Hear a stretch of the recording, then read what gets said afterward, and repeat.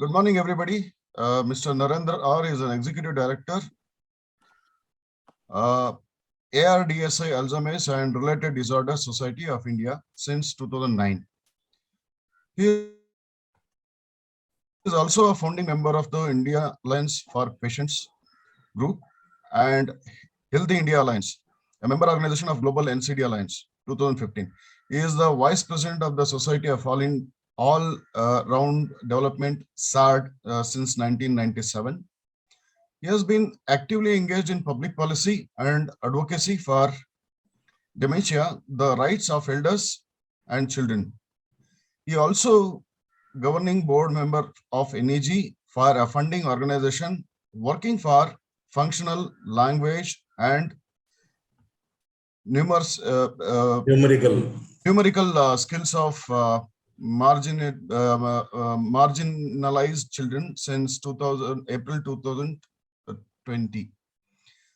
Very warm welcome to you, sir. Request you to take on the session.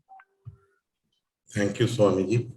So thanks a lot. Though I think we have a very scarce kind of an audience, but I believe this will be used as a digital platform where it can get disseminated to a wider audience.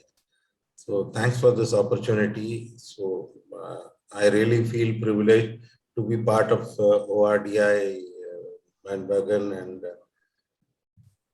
I'm also thankful to Swamiji and all office bearers of ORDI for this opportunity to showcase as to what do we do and Alzheimer's and other forms of dementia, what it is. So that is not much predominantly known to the general public.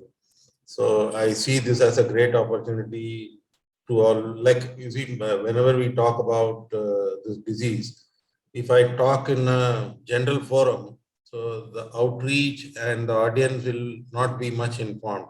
But here I see the approach of your ORDI and ARDSI may have many similarities. So that always helps us to learn from each other and do things much better. So now, without much wasting time, I will just take you through a small presentation which I have kept for this occasion. And I will just share my screen and take you through that.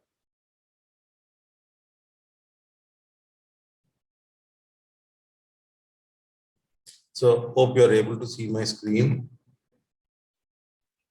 Yes, sir. Just enlarge. Yeah. Thank you. So I am Narendra, as introduced, and thanks to Swamiji and others. So I am part of this Alzheimer's Related Disorder Society since 2009. And we care for people who cannot care for themselves. So that is the tagline.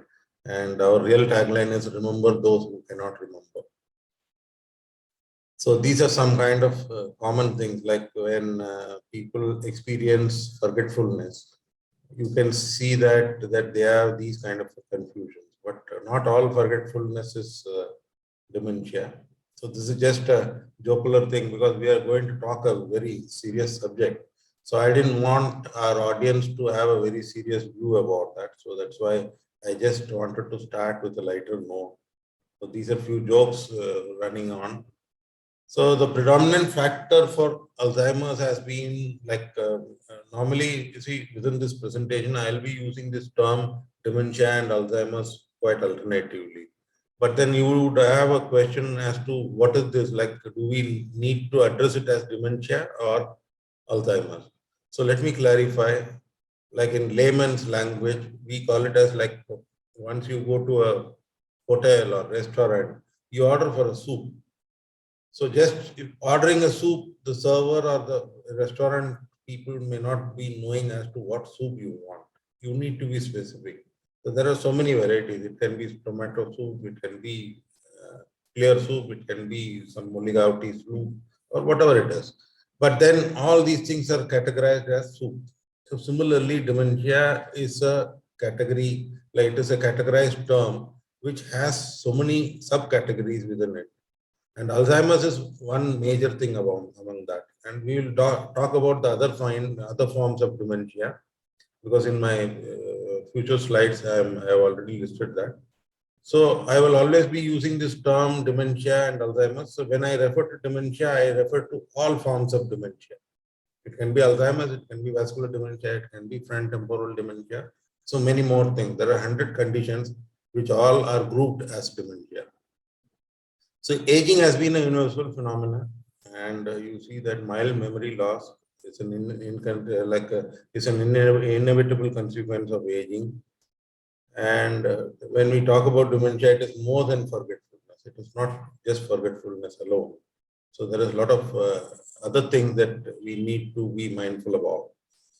And it also talk about both cognitive and behavioral abnormalities because they are both interrelated. Once our mind degenerates, then that result in some kind of abnormal behaviors.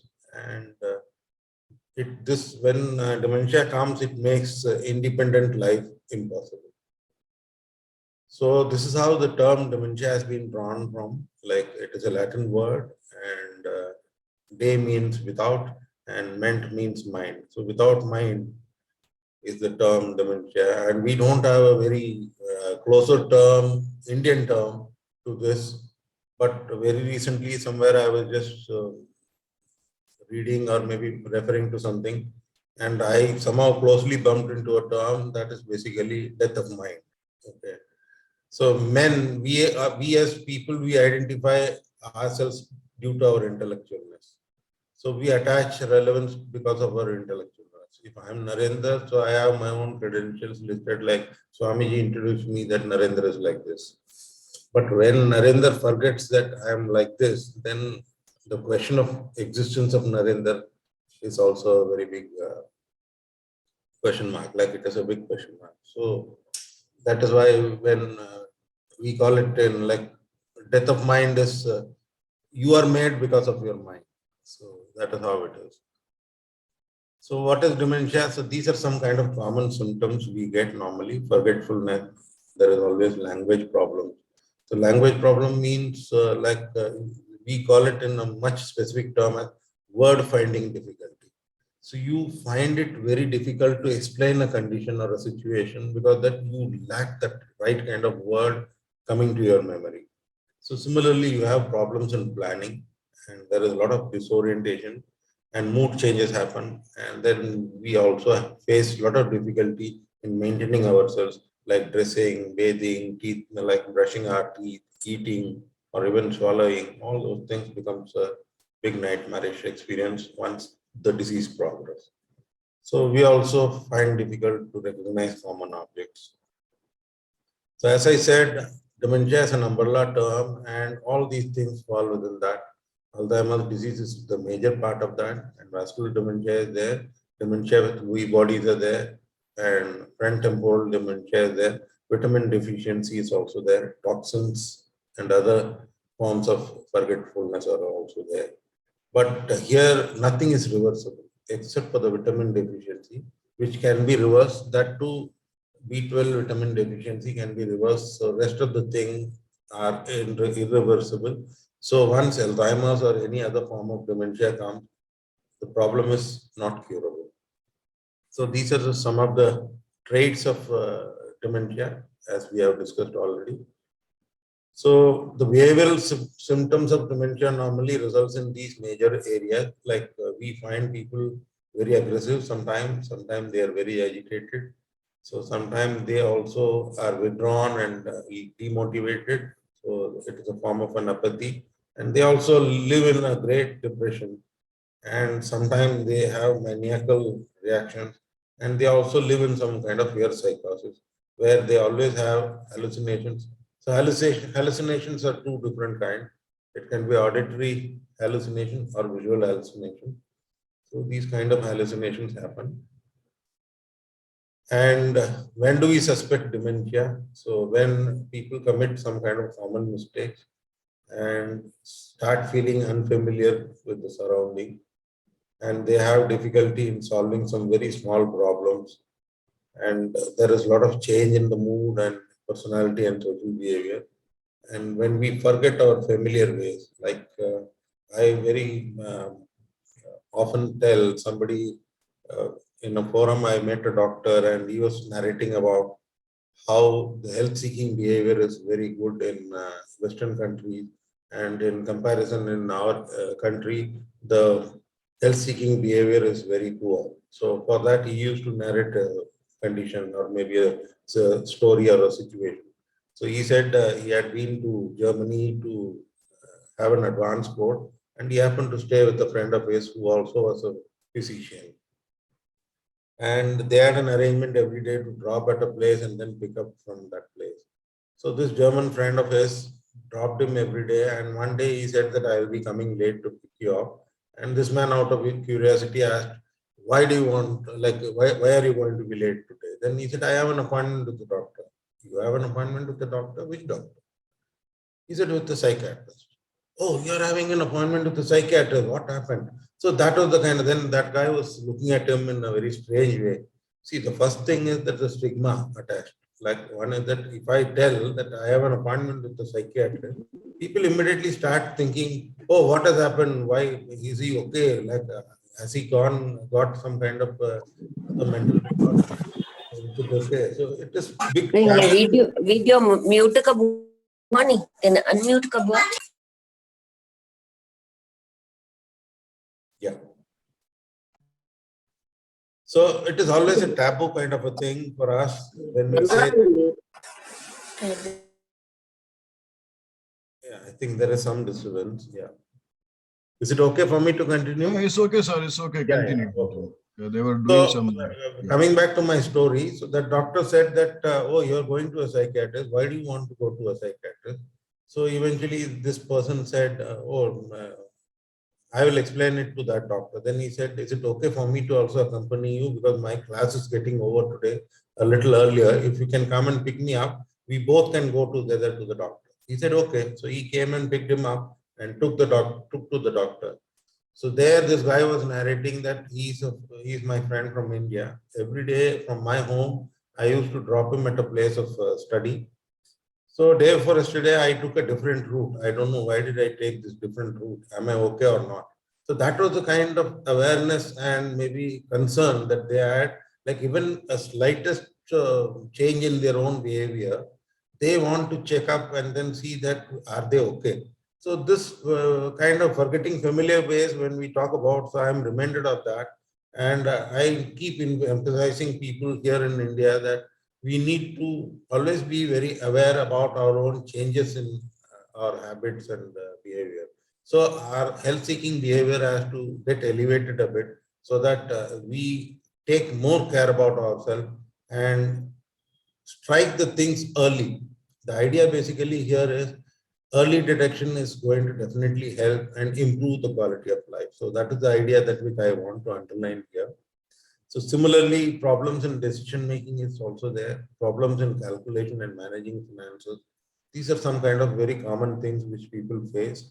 And when we talk about progression, so these are the normal things, like during normal aging, people don't have much forgetfulness, but it starts as a mild cognitive impairment and then blows into some form of dementia.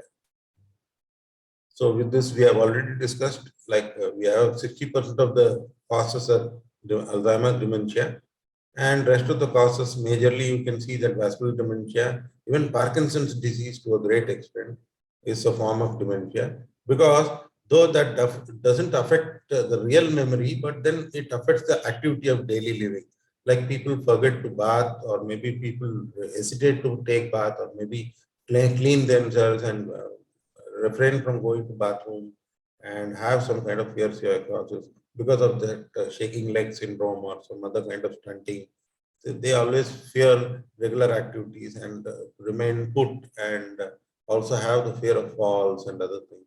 So Lewy body dementia is another big issue, which is almost akin to Parkinson's. So this is basically the chemical composition of our brain gets disturbed, and that's why we have this Lewy body dementia. So technically, what is Alzheimer's disease? Alzheimer's disease is basically loss of neurons and degeneration of neurons. So vascular dementia, when we talk about it, it is an aftermath of a stroke where blood vessels have they get ruptured, and then that, like, it is more like in layman language, if somebody is acquainted with computers, you can always relate it to your computer hard disk developing some kind of bad sector. The area where the bad sector develops, that particular software will not work properly. Similarly, your brain has so many areas. It has thinking area, it has memory recollection area, it has processing area, it has judgmental area. So any area which gets a bad sector or maybe loss of neuron, so there that memory gets spoiled and that function gets defunct or maybe affected. So that's how it is. So this neurodegeneration, as I said, because of this fluid decomposition or disturbance, it happens. So we have already discussed this: vascular dementia, mixed dementia, and Alzheimer's disease. All these three things put together are 80% of dementia, causes for dementia. And when we talk about Alzheimer's dementia, this man is the hero behind that. This whole disease has been named after him. His name is Alois Alzheimer. He basically, during his lifetime, in the fag end of his life, in 1906, he identified this condition. And unfortunately, till now, we are just grasping for some kind of cure. So, can we get dementia? Yes, of course, everybody will get dementia. So, all are potential candidates. It is irrespective of sex or race or social status or religion, anybody can get dementia. So what are the risk factors? These are the risk factors. We have already spoken about age. We have not spoken about the family history. If we are going to have a family history, there is a fair possibility of inheriting it genetically. Similarly, because of some accidents and trauma, your frontotemporal region can get affected. And whatever is bad for your heart is also bad for your brain. So if you are having heart disease, then there is a great potential for one to get dementia. And very surprisingly, here we have listed low educational level. So you all must be surprised why this particular category, this thing has been figured here. So when we did our research, we identified that people having or maybe knowing few languages, like 2 or 3 languages, their chances of getting dementia was quite low. Similarly, who are a little more educated and had this ability of speaking in 2 or 3 languages, so they got, their chances of getting dementia was much less. So this was proven, and that's why we have kept that people who are not literate and know only one language, so they are more prone to have this disease. And because the idea is use your brain or lose your brain. So the less amount of usage of our brain, so it is very possible for us to get sorry. Hello. Yeah. हाँ बोलिए.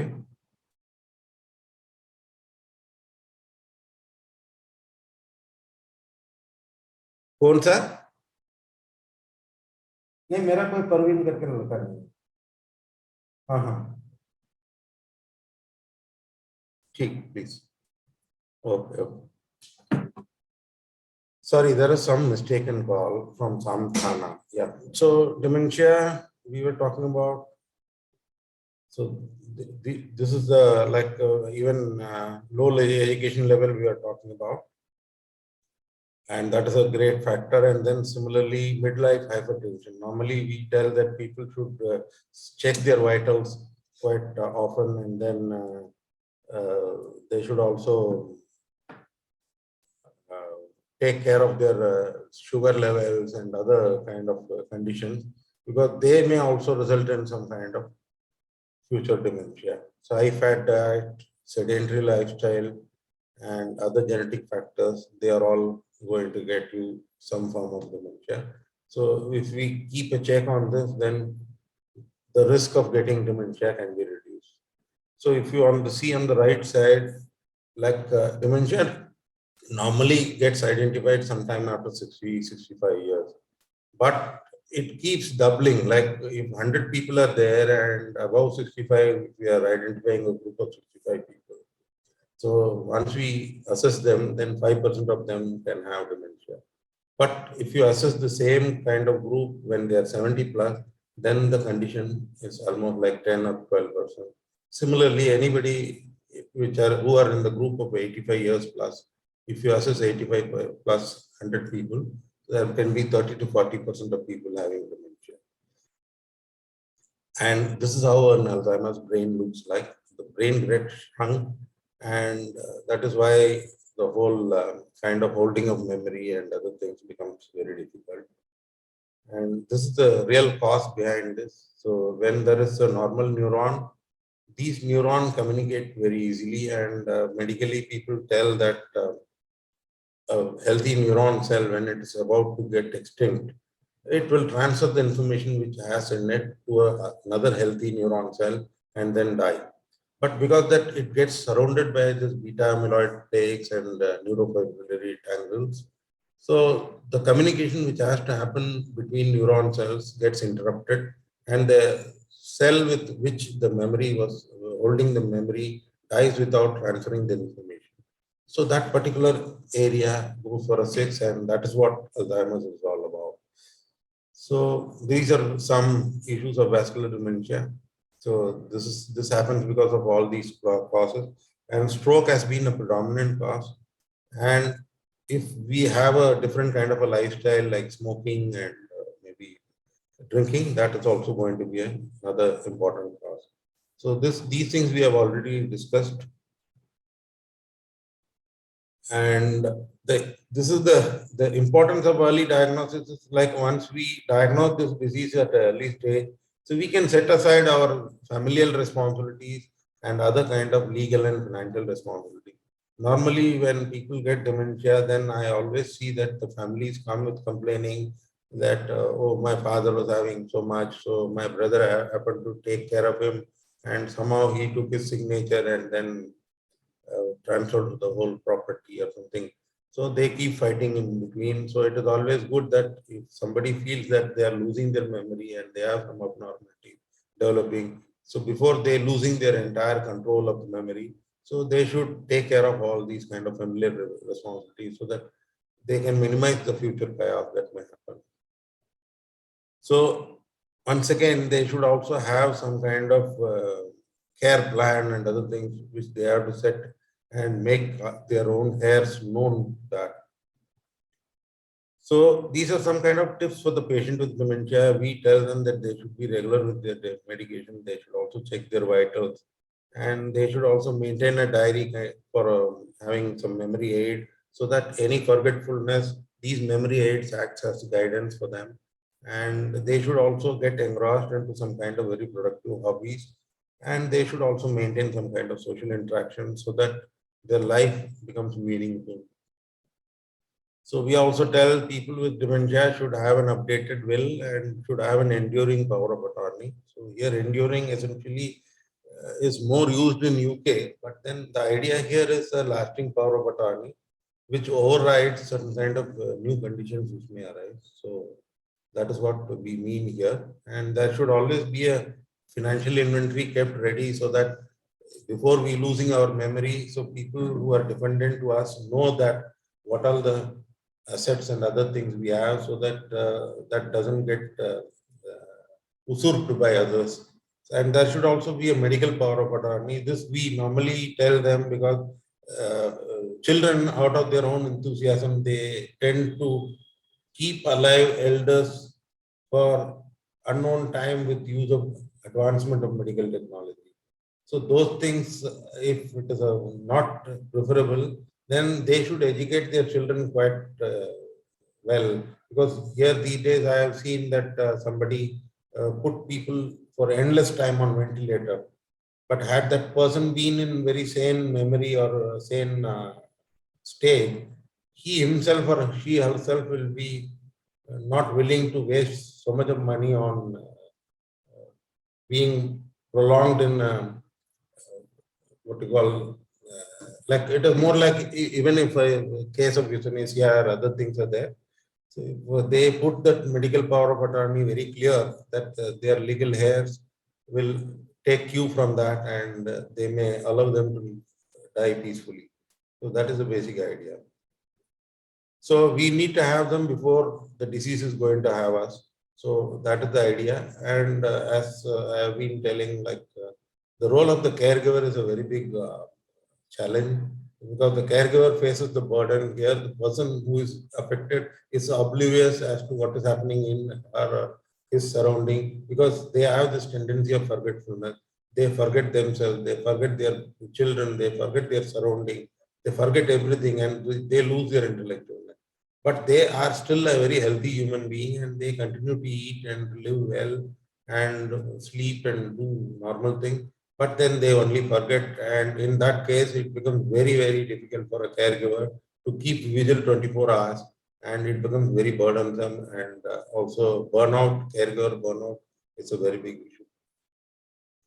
So, we normally provide guidelines to the caregivers that they should make this memory aids, and they should not make any drastic change around the house, and they should encourage feeding the people and not force feed them, and they should also put the patient in comfortable clothing, because normally people living with dementia has this habit of they will go and unbutton themselves or do sometimes unwanted things or maybe undesirable things during their regular life cycle after having this disease. So those things will be very embarrassing to the family. So in that case, then there are tips that we ask them to put the pajama ulta, or maybe there is a shirt from where they are unbuttoning. We advise them to wear them a kurta, so that that kind of unbuttoning and other things doesn't happen so easily. And yet the clothing is very comfortable. And we need to address their health problem very timely, and we need to have a very close kind of a vigil on them. And while communicating with the person, the first thing we tell is that accept, okay, because we as a caregiver, we have this feeling that, oh, how can this happen? And another thing is that we always live in a reference point. Like in my case, I always put my case in front of that when we come to communicating with the person with dementia. So in my case, my father had Parkinson's, and I had a reference point all the time. Like I only knew him as a very in a society as a very high rated professional, and he used to come in a vehicle, and then maybe he had so many people to look after, and we saw him as an epitome of mannerism, clean mannerisms, and cleanliness, and all kind of best traits. But when they get this disease, they tend to lose these kind of good traits, and maybe end up doing something dirty, which is not very much acceptable to us. We always have that reference point, oh, my father never used to do like this, and now that he is doing, so maybe he has gone something bad, and I need to reprimand him, to correct him. So I start yelling at him, saying that you are not supposed to do like this, you lived like this, you lived like that. So we keep referring them to the good times, and fail to accept that this is the disease which is making them to do like that, and it is not that they themselves are deliberately doing it. So even before realizing that, then we may lose that person, but then after that we live with a lot of guilt out of this whole condition. So simple language, calm tone, not quizzing them, and non-verbal communication like touch and hug and maybe gentle kisses and other things, so that will keep them reassured. So they will always be mild with us, and they also expect that kind of apathy. And sometimes we also consign them to normal, we don't attach meaning to them. So sometimes it is always good that when he or she is around, you always keep them feeling wanted. You always keep asking them, so I want to paint this wall in the house. Is yellow color okay? Is pink color okay? So what is your opinion? Though they may not come and give you any kind of opinion, but always making them feel part of the system will keep them very proud, and think about like, yeah, my son is very fond of me, so without asking me, he is not going to do anything. So those kind of wantedness has to be given to them. So that is very encouraging. And then we should also allow them to be met by friends and other family members, and they should be treated as part of thing. Most of the time when we go to houses for counseling, we see that the person is locked somewhere because that he is behaving irrational. So people keep them locked, and we can see a lot of abuse happening to them. So those things should never happen. So as I said, people should always feel that they are wanted. So these are the problems of caregiver. They normally get psychological, social, and physical and financial burdens. So these are the kind of things that they get into. They experience deep stress, depression, loss of sleep, physical and mental exhaustion. So these things keep happening. So this caregiver burnout is a very big issue, and you can see that people are very frustrated. For this, we normally tell them that you should have some kind of arrangement for your support. Like normally, whenever there is a patient, the immediate caregivers happens to be the spouse. And incidentally, when this particular thing strikes at the age of 60 or plus, so what happens is that the immediate caregiver is also not very young. So they are also going to be of elderly age. So it becomes very difficult for them to manage the situation. There are cases of young onset dementia also, like people get at the age of 40, 50. So that's also there, but the percentile of those kind of people are very less. And we need to see that they don't develop these kind of tendencies, like even caregivers burnout, get them into suicidal tendencies also. And we need to take care of them, and they need to be given some kind of break by dividing the burden among their family members. So these kind of things have to be very much there. Like if somebody is a caregiver, they should also take care of their own health, because if you are well, then you can take care of the other person well. So you need to have your regular health checkups. You need to have your healthy diet. You need to have your adequate rest, and you should also take to regular exercising. So we should also come out open and talk in our own groups, because normally when we get accosted by a problem, we always feel that, oh, why is it happening with me? Why have I been cursed by the God? So why am I just being put to such great trouble? So instead of being self-sympathizing and mourning on the thing, it is always good that you go and group with people with similar problem and talk to them and then find solution. Like, oh, your father is behaving like this, so my father also did like this. So I tried this kind of a solution. Why don't you try that one? So then you understand two things. One is the way to deal with the situation. Another thing is that you also start getting a feeling that I'm not alone. There are so many people like me.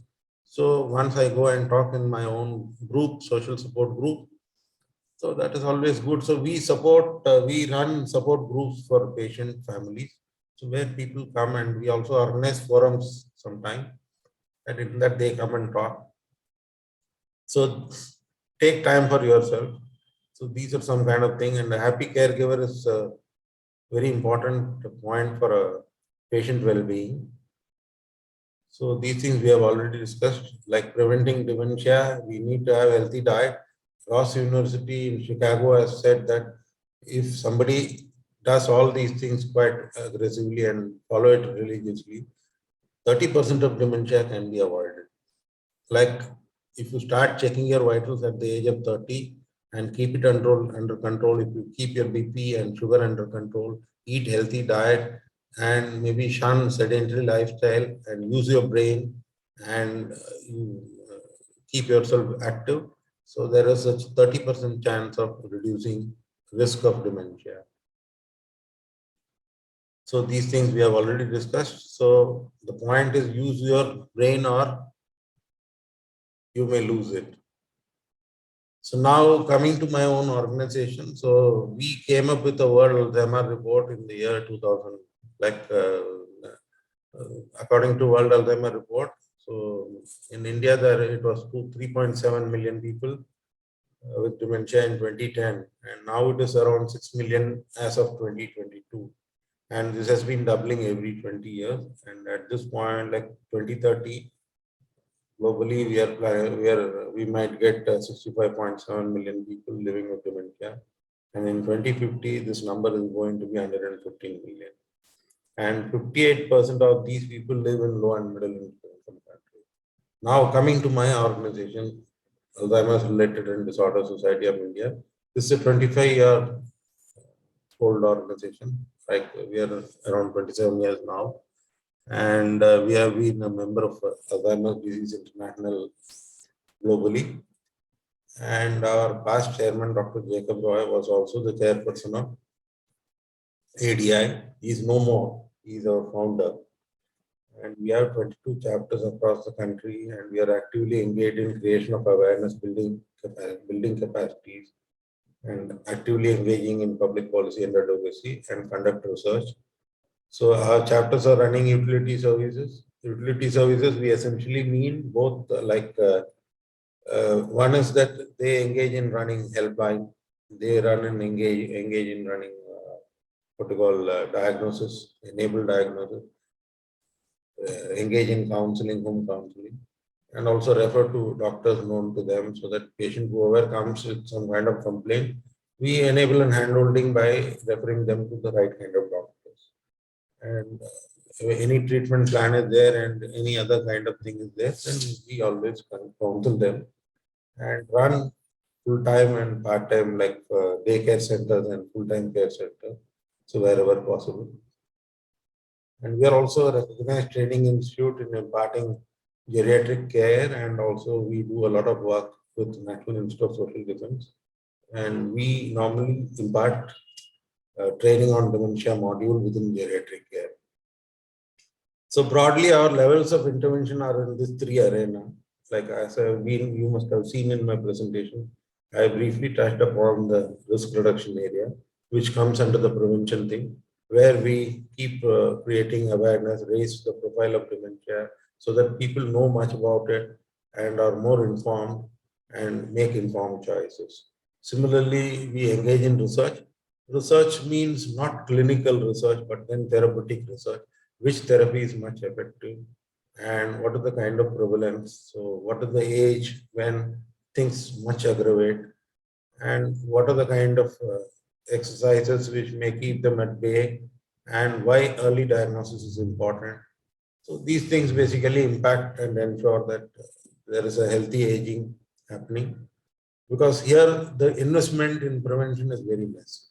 And for a country like India, where health spending is very low, this particular arena suits very well for all of us, or across all disease agencies. I have seen that we should more engage and invest time in risk reduction and doing some kind of preventive research. So that will always help us, and that will have low investment. But once we get affected by the disease, then that management part requires a lot of paraphernalia, a lot of investment, a lot of things. And that's what you can see here in our experience when we come into that arena of managing dementia. Once the disease comes and strikes us, then we need to have all those kind of setups of running centers, long-term, short-term care centers, and provide home-based counseling, provide free medicine to poor patients, and run helpline and all these things. So this basically is to ensure optimal care and better quality of life. And the last thing is public policy and advocacy. So this is where I mostly keep myself. And if you see why public policy and advocacy, people may be very mindful and asking us this question most often. And as you know, in India, 80% of the stake is with the private sector. Health sector is more controlled by the private sector, and 20% of the stake is with the government. And we as NGOs, we are having our own restrictions. And though we claim ourselves as NGOs, we are a patient self-help group, nothing else. So when we are a patient self-help group, we have people who have active patients with us as members. And or maybe somebody must have had some kind of family experience and they are there with us. And their interest sustains only for the period of the disease, or maybe the period of the people who are living with the disease. But this disease requires continuous support. So then we should look somebody beyond us who can take care of this. So we as an NGO, we have a very limited kind of a role. So who is having the real role is the government. Government should give us a policy. Government should give us some kind of one-stop solution places. And within the existing scheme of things, there should be some kind of allocation of resources. So for which we keep fighting with the government, or maybe we keep doing advocacy with the government. But then now I realize, as I told you, 20% stake is with the government and 80% is with the private sector. We need to also engage the private sector in a meaningful way so that dementia gets the right kind of attention and the people living with dementia gets some kind of care. And RTC has been doing this by bringing out a dementia India report. We have brought in dementia India report, which talks about prevalence age-wise, and we have come up with the predictive figures of from 2006 to 2026, how the disease is about to progress and what is the kind of population explosion which is going to have dementia. Like in 2010, we had 3.7 million. Right now, we have 6 million. In 2030, it is going to be, we are going to have more than 30 million something. So that this is the kind of progression that we are expecting, and we are the second largest country in the world to have larger population of dementia. And if you see other diseases, even rare disease, where you're kept, you have a national policy on rare disease, but for dementia we don't have a national policy. HIV/AIDS is 2.5 million, and people have they have a national policy. You have a national AIDS control society, you have state AIDS control society, and district AIDS control society. So something of similar should happen to dementia also, because we have 6 million people and we have 2.5 million people affected with HIV/AIDS with such a good setup, and 2.8 million people affected by the tuberculosis.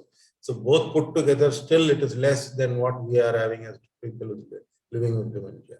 So our role is our fight is more with the government, not fight. I would not say it as a fight. We want to sensitize the government and come up with some kind of policy. There are so many other policies, aiding policies are there. National Program on Healthcare of Elderly is there. National Palliative Care Policy is there. National Non-Communicable Disease Policy is there.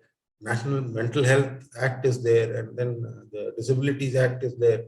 Everything has some bits and pieces, but not holistically covering the problems of people living with dementia.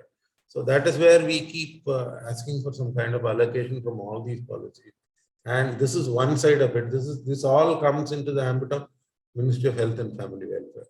When we go on the other side, and care and rehabilitation and other things, this all fall in the domain of Ministry of Social Justice and Empowerment.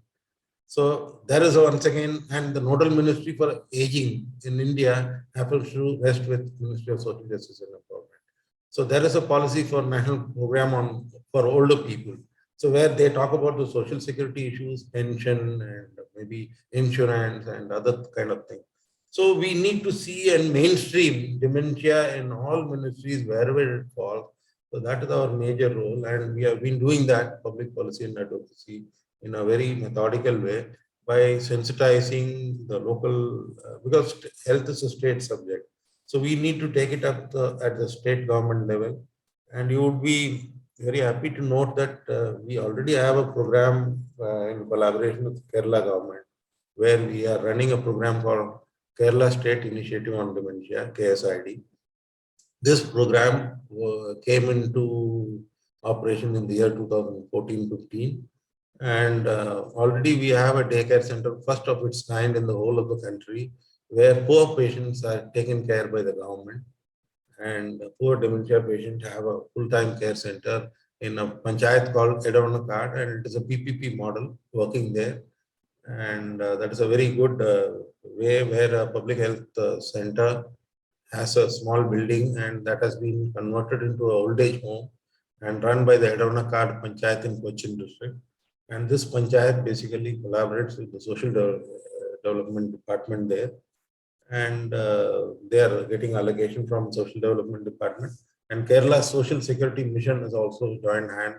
And they have segregated this old age home. Lower part of the home has been dedicated to the old age home, and the first floor has been dedicated to full-time dementia care center, where we have around 25 people taken care, more than 25 people taken care, and RTC, like ARDSA, is engaged as a knowledge partner there.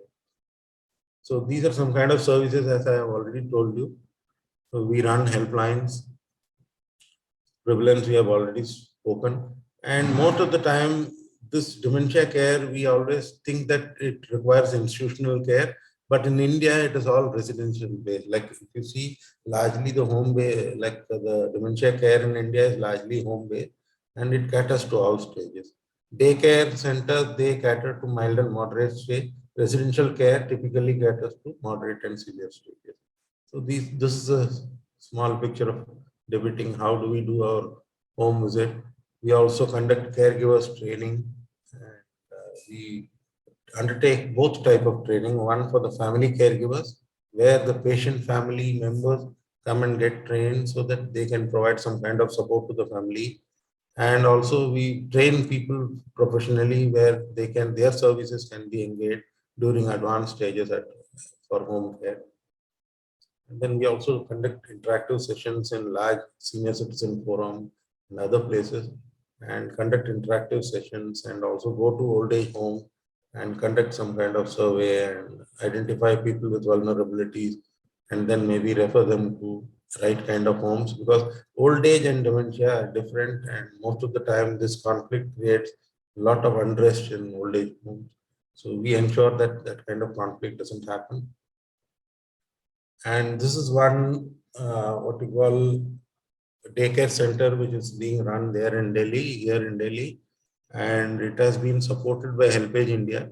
So you can see here we have some patients, and in the left hand side down under you can see support group meeting going on, and on the right hand side we are having a session with the expert from aromatherapy, and you can see that a patient is staying in the old age home, this one. And this is how we normally bring the patient in a vehicle and keep them engaged in our center quite actively during for 7 hours. The idea basically is to provide some kind of relief to the family member so that they are out of 7 hours of tragedy, and this person goes back to home rejuvenated and not slept during the day. So they do sleep quite peacefully during the night time, and there is less trouble to the family. And whoever is getting their employment jeopardized because of taking care of their elderly at home, so they find this as a big solace, and they come and leave their patients here for 8-7 hours, and then they go and get themselves gainfully engaged. So their economy is not much affected. And we also take care of them in a physiotherapy center, attached physiotherapy center, and do all kind of physiotherapy possible. And this is a chronic care center. We call it as respite care center or a 24/7 care center. This is somewhere in Faridabad. So this is also run by one of our associates, not directly run by us, because the space is owned by them, and we have given the wherewithal to run this. And these are some of the activities. These are all very old photographs, and we normally conduct this kind of awareness event, memory walk, and have some kind of memory talk. We also conduct exhibitions, photography exhibitions, engage students. So we also conduct intergenerational camps so that we have people from all walks to participate. So this is my presentation. Thank you so much for your silent listening, and I would welcome any kind of question that may come from you. I hope you found the presentation useful, and any other kind of specific question related to my organization and other kind of work, I'm ready to answer you. Thank you so much. Thanks, Swami, once again for this opportunity. Thank you very much, sir, for a great session. Audiences, if there are any questions, you are open to unmute yourself and you can ask, or otherwise you can post it in the chat box. So meanwhile, I was just during the course of the presentation, the patients in India is about 5.3 million. Is what 6 million, sir, right 6 now. million. Last year it was 5.29 million.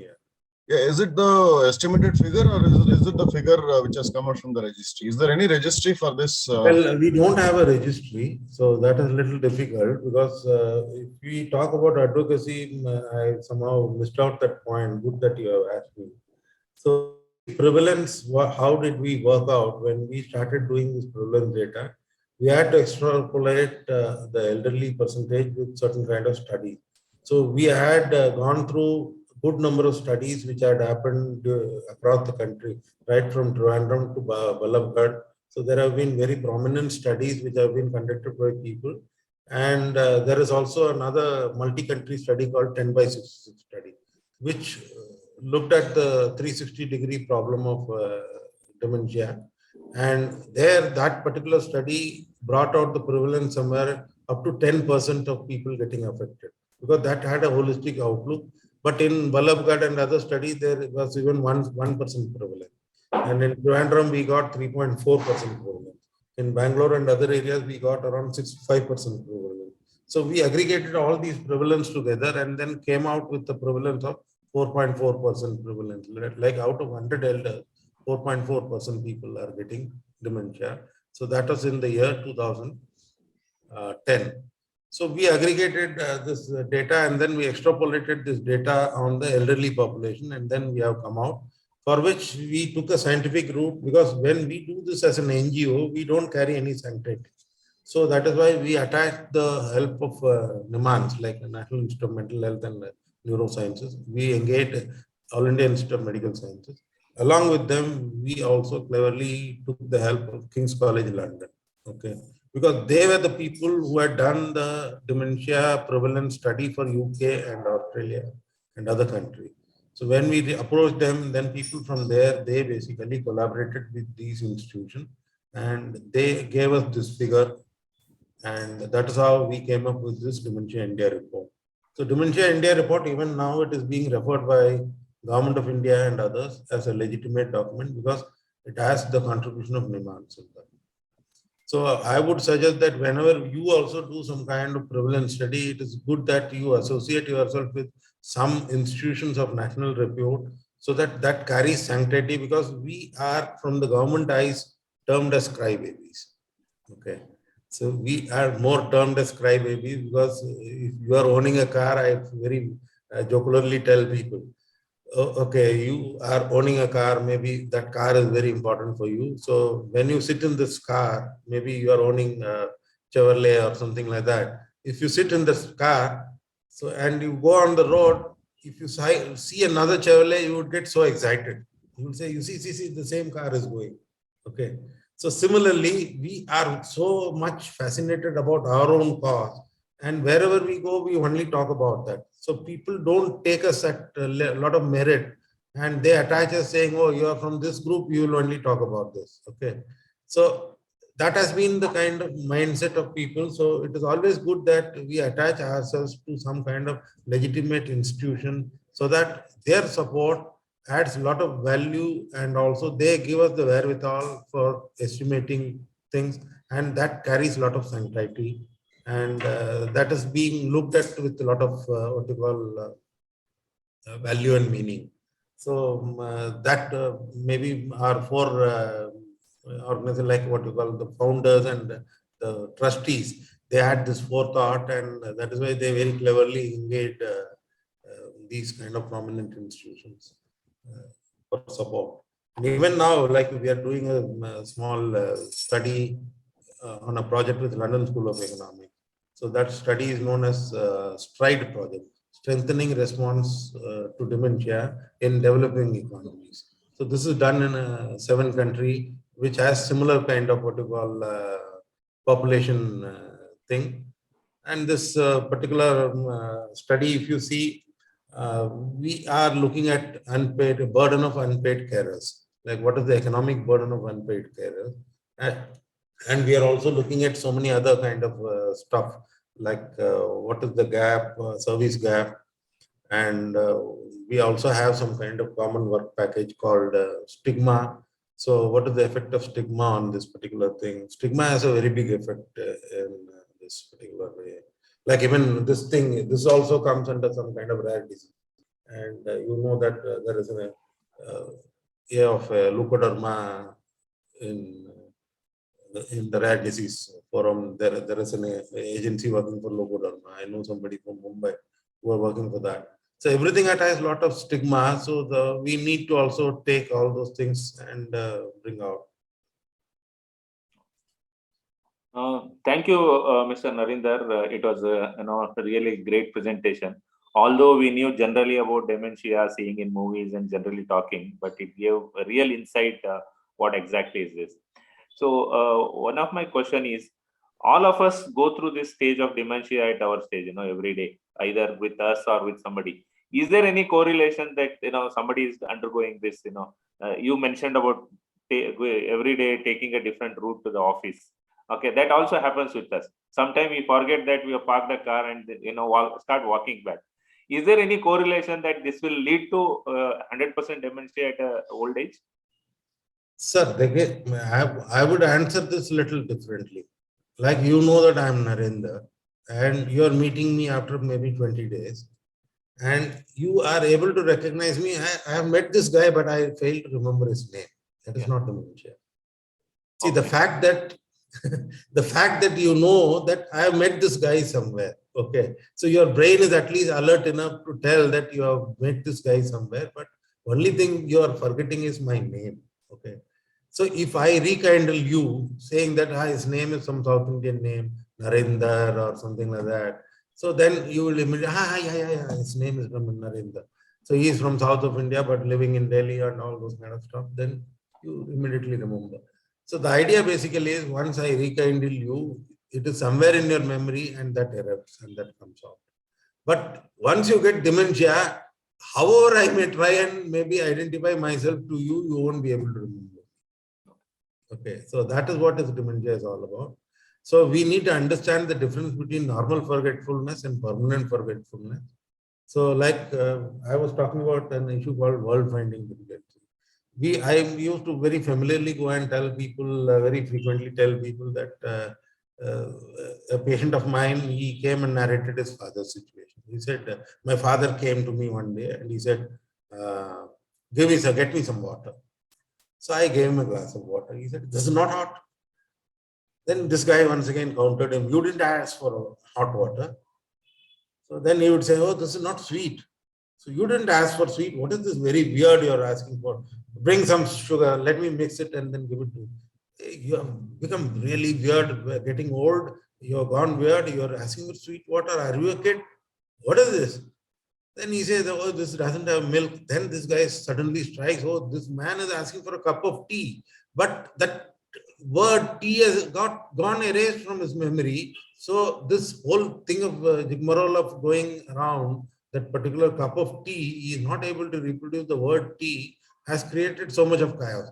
Think about forgetting series of words and putting into trouble. And normally the thing that you face with people living with dementia in the starting stage is that they will say, oh, I have not had food. They would have had some toast breakfast, but they will forget. And once you start refeeding them, like for example, if I am a person, like my father is a person with dementia, and I am his primary caregiver, I'm having some work, I leave my home early. And when I come back, maybe by 12 o'clock, my father comes and complains. I will ask him, the moment you enter your home, you will ask, did you have breakfast? So just out of courtesy, I must be asking. He would say, no, I didn't have. Why? No, your wife didn't give me. I'll go and ask my wife. She will say, oh, just now he had full plate of idlis, 4 idlis he had, and with 3 types of chutneys he had. What is this that he is talking about? Then she will come and yell at my dad. Dad, didn't I give you so much of idli and chutneys? And he will give a blank look and say that no, you didn't give me. So I would just, me as an husband, I would not suspect my father, but I would suspect my wife. Okay. So these are some kind of social, what you call pressures under which we start living. And sometimes we are still people with senses, okay?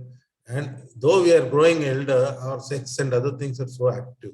What happens is that these people, they mistake female members to their wife, spouse, like they even sometimes go and think their daughters as their wife, and maybe even their daughter-in-laws as their wife, and behave little irrationally. And they will come and run and come complain. Once again, I won't trust the person who is complaining, or maybe I'll just start charging them without understanding this is the repercussion of the disease. So that's what I'm telling. We need to be very mindful about that. People are not doing it deliberately. It is the disease which is making them to do like that. And in my case, I have seen my father, like I used to just put him a plate of curd rice, put a spoon and then give him. Because of taking a lot of Syndopa and Levodopa, he had this freezing of limb, okay? His limb used to freeze. So he will just take food like this, take it to his mouth, and he can't bend it more than this. So he will just keep it here and he will just do like this, and then drop the food.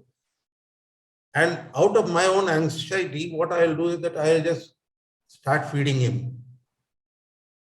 And on the other side, my child will come with a laddu or maybe some good sweet and tell, Dadaji, would you like to have? Then you just snatch it and eat it. Then you will get so frustrated. What is going on? I'm trying to feed you curd rice and it is getting just stuck halfway, but you are able to snatch a sweet and then eat. So that means you have been acting all this while. That is how I would react at my father. Okay. But in reality, so that conscious of his own freezing of limb didn't work when he had something very favorite. Okay. Sweet was his favorite. And the moment he got it, he was very easily eating it and he forgot, or maybe his mind even didn't even remember that they had some kind of freezing limb problem. So these things keep happening. So sometimes patient may behave differently. Sometimes patient may have different abilities. They will have very deadly grips and do a lot of things. And you can't just equate one situation with another situation and come to a conclusion. But only conclusion is that people are not doing it deliberately. It is the disease which is making them to do like that, behave like that. Had they been sane individuals, they would have been mindful about their own action and work. So this is what we need to be careful about. So it is so sad, like dementia-like disease requires 24/7 care, and in no other disease this requires this kind of care. And whenever I go and narrate this, people maybe take it lightly, saying that, oh, how can this happen? This cannot be like this. But one has to live that experience to believe it. So that is the reality. And once again, caregiving, when it comes, people think, oh, it has come as a forced burden to me.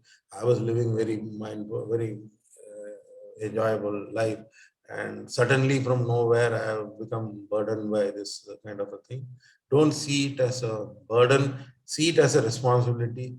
See it as an opportunity, like in the lifetime, it's in your own lifetime, they have given an opportunity to become your own children. Okay. You were their child and you took care of them, and then now they have given the opportunity to be your child, and what big bliss you can have more than this. So I normally keep people emotionally engaged and tell them this is a God-sent opportunity for you to serve your parents in your lifetime.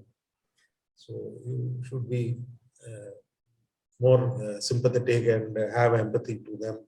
And as I told, love and care are very reassuring things for patients. Because once you question them, they are at shock, okay? They are at shock. They don't really expect this kind of a reaction from our side. We need to be very careful in our reactions. Sir, you mentioned about Kerala model, where Kerala government has taken an initiative first time in India. Do you have any document or circular regarding that?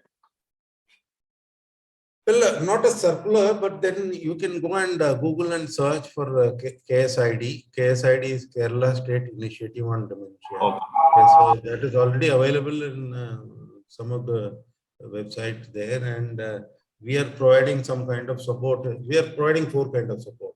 ARTC's role is restricted to 4 things. One is that to update and provide information to their website in Malayalam. Okay, so our Malayalam people there, they are taking care of that information to be posted in Malayalam because that has the better local outreach. Number 2 is that we provide them standard operating procedures for running 1, memory clinic. Number 2, full-time care center. Number 3, daycare center. So for three things, we are providing standard operating procedure. Third thing is we provide them training, like all their multi-purpose workers or maybe old age care home workers. To them, we provide them training on how to handle people living with dementia, any form of dementia, how to handle them. And we even went to the extent of training their own palliative care people, Kerala State Palliative Care people, their own, what you call Kudumbasri. There is a program called Kudumbasri program. So under which there are some kind of social care workers and their ASHA workers and others. So we have trained them. The government sought their support, and they have arranged for forums like that, where RC experts goes and then they provide some kind of training. And we also have a national training center running there in Trivandrum, which we started in 2019. But because of COVID, that has to be shut down. But then we still continue on a virtual mode, and we do have some very small what you call program called Dementia Care Skills. So which has been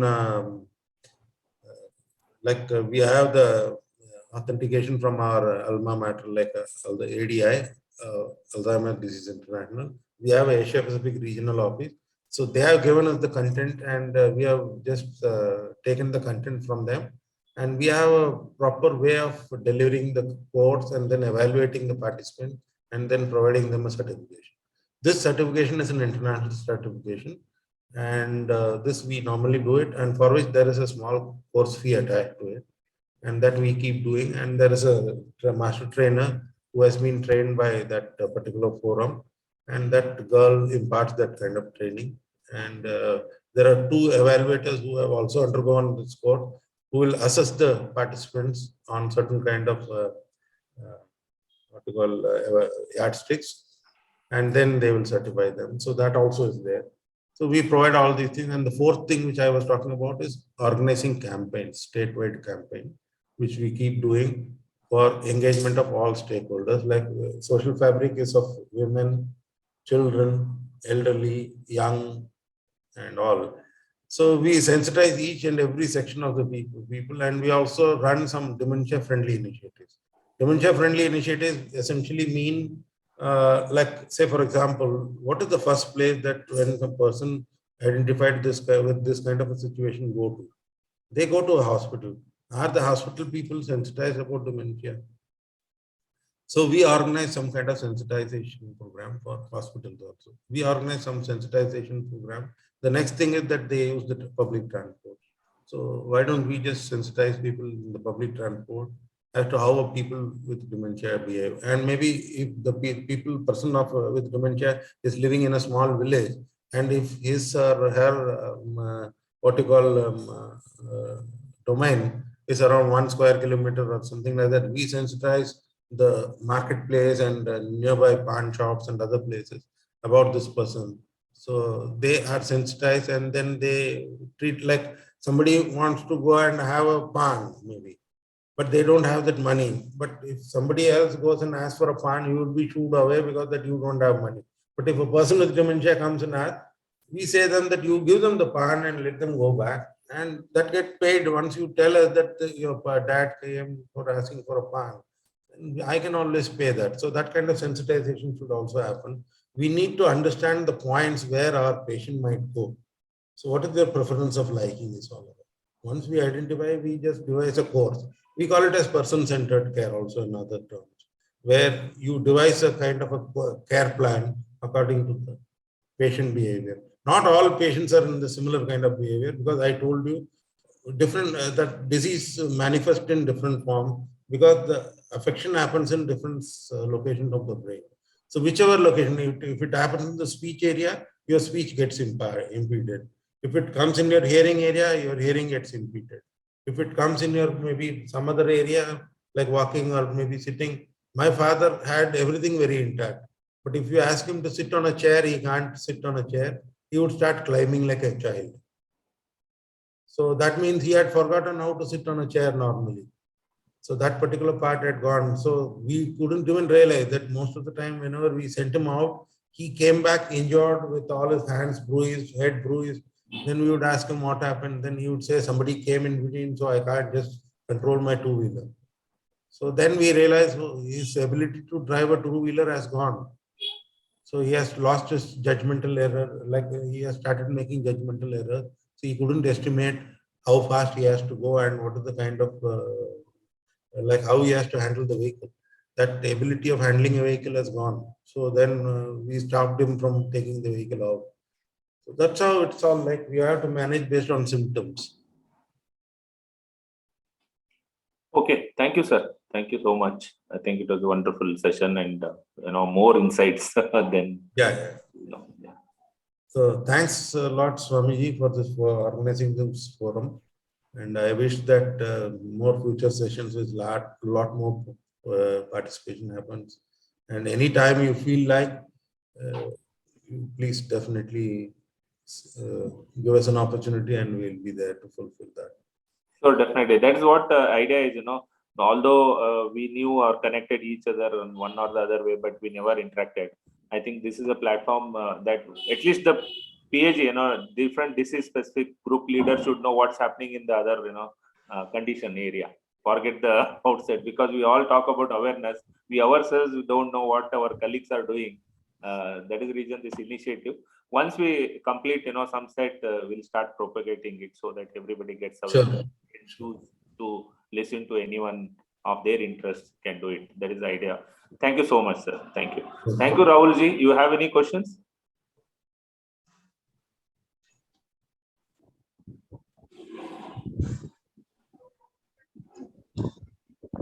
Raghubai, you have any questions?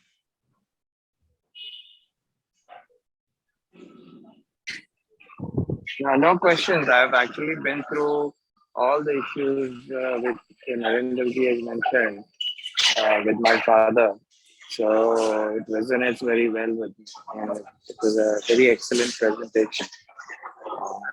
Like you said, we just have to watch out for. I believe I have met Rahul somewhere, because your face looks very familiar to me. Oh, yeah, maybe notorious. Not famous.